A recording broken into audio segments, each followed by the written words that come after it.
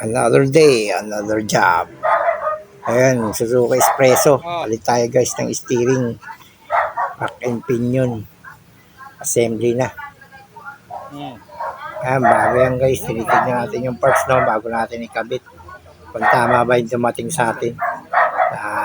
Steering rack and pinion. Ayan, bago natin siya. Okay naman no. Ayan guys, hindi ko napapakita kung paano ko pinalitan. Na lang yung pinagpalitan ko guys. Ayan. Kasi maproseso pag pinakita mo pa, ang daming maklasin guys eh. Nagmamadali kami, daming gawa. Ayan lang guys, yung pinagpalitan ko na lang. Ayan. Buo na pala yan, malagotok yan. Kabilaan. Pag sinasagad mo, malubela. Pag lumiliko ka, kabila, malakas na yung lagotok. Lalo pag sa lobak.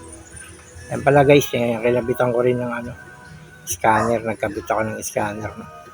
Pagkatapos ko gawin, para check din natin sa scanner natin kung may mga lumabas. Kung may history man, mabara natin. Kasi yan, tinetesting ko lang sa loob ng dealership yan. Bago ko pa-test drive, o i-test drive namin. Ayan, dyan muna. Testing ko muna kabilaan. Iiko ko. May mga lagotok.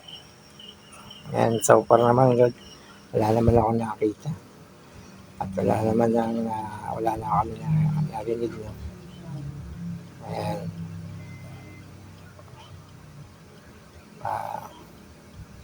Ayan guys, salamat pala sa panonood. No? Pa-support na lang ng video. Pa-like na lang kung gusto mo yung video ko na susunod. Step by step papakita ko paano magmaklas para kahit paano may mga matuto, mga gusto mag-DIY, mga basic para sa mga gusto lang matuto, yung mga marunong na yun. Hindi na para sa inyo yan. Hindi lang sa mga owner na gusto matuto ng sasakyan nila kahit mga basic lang. Ano natin guys. Ayan guys, salamat.